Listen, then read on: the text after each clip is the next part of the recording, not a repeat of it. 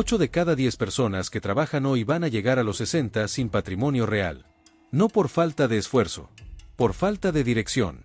Y eso duele más cuando entiendes que la mayoría de esas personas hizo todo lo que se supone que debía hacer. Estudió, trabajó, cumplió, fue responsable. Y aún así llegó a fin de mes con la misma pregunta de siempre: ¿a dónde fue el dinero? Ese cansancio no aparece en ningún análisis médico. No tiene diagnóstico. No tiene nombre oficial. Pero lo sientes perfectamente cada vez que revisas tu saldo y el número no coincide con todo lo que diste ese mes. Y lo más pesado no es el número. Es la pregunta que viene después. ¿Para qué? Yo viví ahí. Durante años.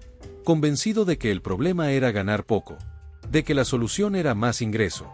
De que cuando llegara ese aumento, entonces sí llegó. Y la pregunta seguía exactamente igual. Fue hasta que entendí algo que nadie me había enseñado que todo empezó a cambiar. Soy Tomás.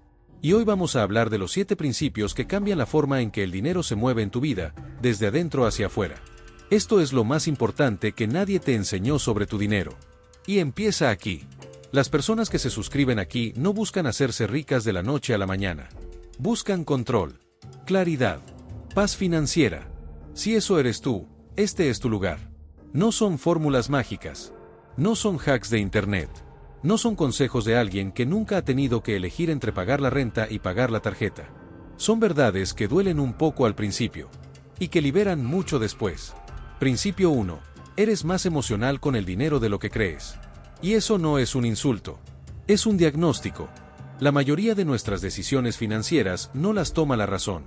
Las toma el estado emocional del momento. Compras cuando estás estresado. Gastas cuando estás aburrido. Te endeudas cuando quieres sentir que perteneces a algo, a un grupo, a un estilo de vida, a una versión de ti mismo que todavía no existe. Yo lo hacía. Abría el delivery no porque tuviera hambre. Lo abría porque había tenido un día difícil y necesitaba algo que se sintiera como recompensa. Compraba ropa que no necesitaba después de una semana agotadora. No porque me faltara ropa. Porque me faltaba alivio y no sabía cómo dármelo de otra forma. Eso no es debilidad. Es biología. El cerebro humano está diseñado para buscar recompensa inmediata cuando percibe amenaza o estrés. El problema no es el impulso. El problema es cuando ese impulso maneja tu tarjeta sin que tú lo sepas. La primera pregunta que aprendí a hacerme antes de gastar no fue cuánto cuesta. Fue por qué lo quiero ahora mismo. ¿Esto lo necesito? ¿O lo necesito en este momento porque algo adentro me pide calma y no sé dármela de otra forma? Esa pregunta incómoda, aplicada con honestidad, me ahorró más dinero que cualquier presupuesto que intenté hacer en mi vida. Porque el problema de las finanzas personales no empieza en la hoja de cálculo. Empieza en la cabeza. Y si no entiendes lo que pasa en tu cabeza, ninguna app de ahorro va a salvarte. Pero hay algo más profundo detrás de ese impulso emocional. Algo que opera en silencio incluso cuando crees que estás siendo responsable. El principio 2 lo explica. Principio 2. Tu estilo de vida es tu mayor gasto invisible. Conocí a Daniela en Monterrey. Contadora. Ordenada. Disciplinada. A los 28 ganaba 18,000 pesos al mes y le costaba llegar a fin de mes. A los 32 ganaba 32,000 y seguía con la misma sensación. No era mala con el dinero. Era víctima de algo que nadie le había explicado, la inflación de estilo de vida. Cada vez que subía su ingreso, subía también su piso de gastos. Mejor apartamento. Mejor carro. Mejores restaurantes. Mejores vacaciones. Todo parecía razonable. Todo parecía merecido. Y en cierta forma, lo era. Pero al final de cada año, el porcentaje que quedaba disponible para construir algo real era casi idéntico al de 4 años atrás. Cercano a cero. Eso se llama inflación de estilo de vida. Y es el ladrón más elegante que existe, porque nunca parece un robo. Parece progreso.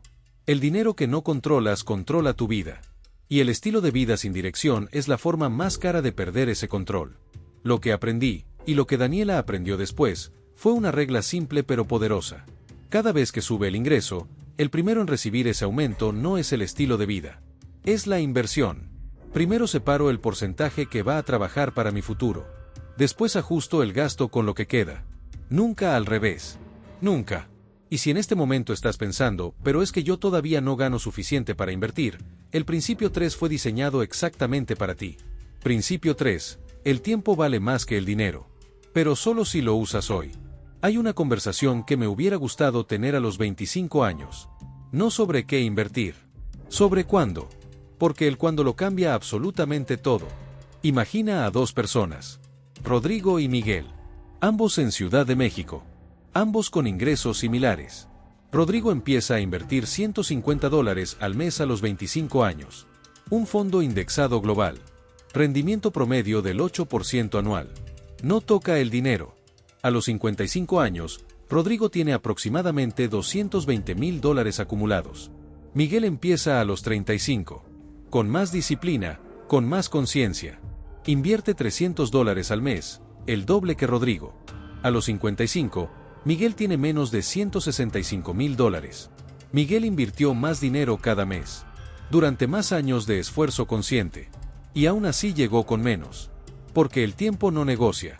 El interés compuesto no hace excepciones ni descuentos por buenas intenciones tardías.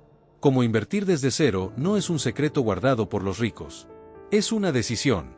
Y la decisión más importante no es dónde. Es cuándo. Y la respuesta a cuándo siempre es la misma, antes de lo que crees que estás listo. Pero hay un obstáculo que destruye silenciosamente la capacidad de invertir de millones de personas en América Latina. Y casi nadie lo ve como lo que realmente es. Principio 4. La deuda no es tu enemiga. El tipo de deuda sí. Tuve una tarjeta de crédito durante 3 años pagando el mínimo mensual. Me sentía responsable porque nunca me atrasé. Nunca me llegó una llamada de cobranza. Nunca caí en mora. Un día, por curiosidad, hice el cálculo real de lo que había pagado en esos 3 años entre capital e intereses. El número me dejó paralizado. Lo que había pagado en intereses superaba el valor original de todas las cosas que había comprado con esa tarjeta.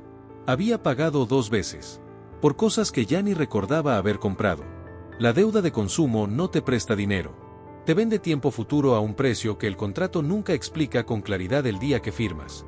En varios países de América Latina, las tasas de interés de las tarjetas de crédito superan el 50% anual. Algunas llegan al 70%. Eso significa que una deuda de $1,000 pagando solo el mínimo puede convertirse en una deuda de 1,400 o 1,600 en menos de 2 años. La deuda silenciosa roba futuros silenciosamente. Pero no toda deuda es igual. Y confundirlas es uno de los errores más costosos en finanzas personales. La deuda productiva es diferente. Un crédito que financia una habilidad que multiplica tu ingreso real. Un préstamo para un activo que genera flujo de caja mayor al costo del financiamiento. Esa deuda trabaja para ti mientras duermes. La otra trabaja contra ti mientras trabajas. Aprende a distinguirlas con claridad. Porque el costo de confundirlas no se mide en pesos ni en dólares. Se mide en años de tu vida financiera. Principio 5. Antes de crecer, construye el piso. Durante mucho tiempo quise invertir sin tener base sólida debajo. Era como querer construir el segundo piso de una casa antes de terminar los cimientos. Todo se veía bien desde afuera, hasta que llegaba la primera tormenta. Conocí a Javier en Bogotá. Había ahorrado durante 2 años para empezar a invertir. Con disciplina real, con sacrificios reales. Un día su mamá tuvo una emergencia médica. No tenía seguro. No tenía fondo de emergencia. Tuvo que liquidar todo lo que había invertido, con pérdidas, para cubrir los gastos. 2 años de esfuerzo. Borrados en 3 semanas. No porque invirtiera mal, sino porque no tenía piso antes de intentar crecer. El piso tiene 3 partes y no hay orden negociable. Primera, un fondo de emergencia de 3 a 6 meses de gastos totales. En una cuenta líquida, accesible, que no tocas bajo ninguna circunstancia excepto emergencia real. No es inversión. No es oportunidad. Es escudo. Segunda, deudas de consumo con interés alto completamente liquidadas. No existe instrumento de inversión en el mercado latinoamericano que te garantice el rendimiento que obtienes al dejar de pagar un 50% o 60% anual de interés en una tarjeta.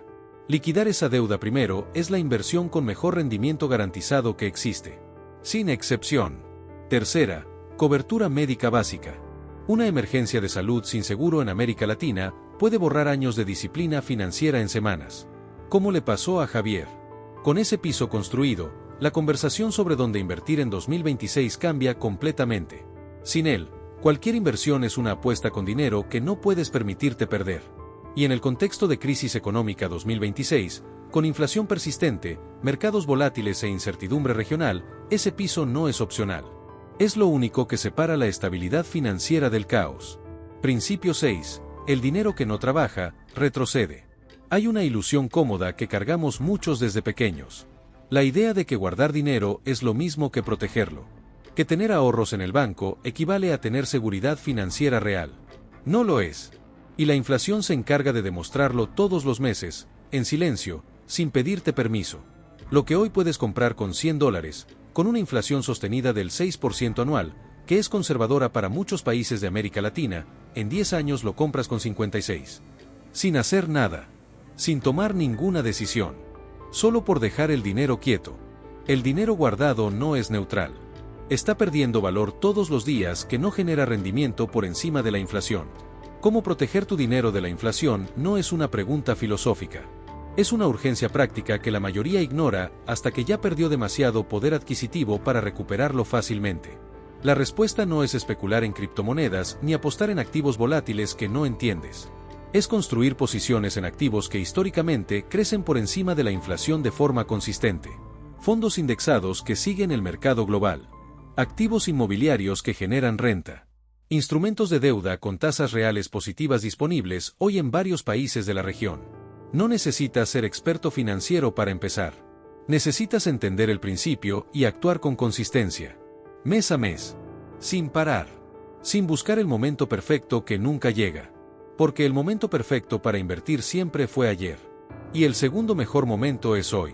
Y toda esa consistencia, esa disciplina silenciosa que nadie aplaude pero que construye patrimonio real, nace de algo que el último principio explica mejor que cualquier número. Principio 7. La mentalidad de abundancia es una decisión, no un estado de ánimo.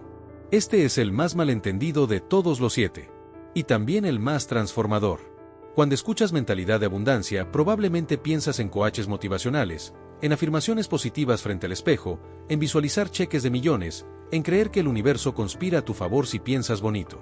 Eso no es lo que significa. Y esa versión barata del concepto ha hecho más daño que bien. Mentalidad de abundancia, la real, significa una sola cosa concreta: creer que tienes agencia sobre tu situación financiera aunque las circunstancias sean difíciles. No es ignorar la realidad. No es pretender que la inflación no existe, que el salario es justo o que el sistema es perfecto. Es negarte a que esa realidad sea la última palabra sobre tu futuro financiero. La mentalidad de escasez dice: no puedo ahorrar porque gano poco. La mentalidad de abundancia dice: ¿qué puedo reorganizar esta semana para separar aunque sea algo? La mentalidad de escasez dice: el sistema está diseñado para que yo no avance. La mentalidad de abundancia dice: ¿qué parte de ese sistema puedo entender y usar a mi favor hoy? La diferencia no es optimismo. Es agencia. Es la decisión consciente de dejar de ser espectador de tu propia vida financiera y empezar a ser su arquitecto. Y en términos prácticos eso significa una sola cosa: dejar de reaccionar y empezar a planear. Reaccionar es gastar cuando tienes. Angustiarte cuando no tienes. Esperar que algo externo cambie para tomar decisiones diferentes. Planear es decidir antes. Asignar antes. Invertir antes. Y vivir con lo que queda, con intención, con dirección, con paz. La independencia financiera no es un destino al que llegas un día y todo se vuelve fácil para siempre. Es una dirección que eliges cada vez que tomas una decisión con dinero. Cada compra. Cada transferencia. Cada vez que dices sí o no. Y esa dirección empieza con una pregunta honesta que muy poca gente se hace en serio. ¿Estoy tomando esta decisión financiera desde la conciencia o desde el automático? Eso es todo. No hay más secreto que ese. El dinero que no controlas controla tu vida. Y el control no empieza en el banco ni en una app de inversión. Empieza en la forma en que piensas antes de que el dinero llegue a tus manos. 7 principios. Ninguno requiere un ingreso extraordinario. Ninguno requiere un título en economía ni haber nacido en familia adinerada. Requieren algo más escaso que el dinero y más valioso que cualquier activo financiero: atención, honestidad y la disposición de hacer incómodo lo que era cómodo. El mayor sueño financiero no es un yate. No es un penthouse. No es un número de 7 cifras en una cuenta que nunca tocas. Es dormir sin miedo. Es no revisar el saldo con el estómago apretado. Es saber que si algo pasa mañana, tienes un colchón. Es tener opciones reales cuando la vida, que siempre sorprende, las necesita. Y ese sueño no es exclusivo de los ricos. Está al alcance de personas con ingresos normales, en ciudades normales, con vidas normales, que tomaron decisiones diferentes con la misma cantidad de dinero. Solo requiere empezar. Con un principio. Esta semana. No los 7 de golpe, eso no funciona y lo sabes. 1. Esta semana. Completamente. ¿Cuál de los 7 te resonó más hoy? Escríbelo en los comentarios. No para mí, para que tú mismo lo veas escrito. Porque hay algo poderoso en comprometerte con una idea en voz alta, aunque sea en la sección de comentarios de un video. Ese compromiso pequeño puede ser el primero de muchos. Y si quieres ir más profundo en el principio 3, el del tiempo y el interés compuesto, con números reales, con instrumentos concretos accesibles desde América Latina en 2026, con ejemplos de cómo empezar con lo que tienes hoy, eso es exactamente lo que viene la próxima semana. Porque entender que el tiempo importa es el primer paso. Saber exactamente cómo usarlo, y dónde, es el que cambia todo.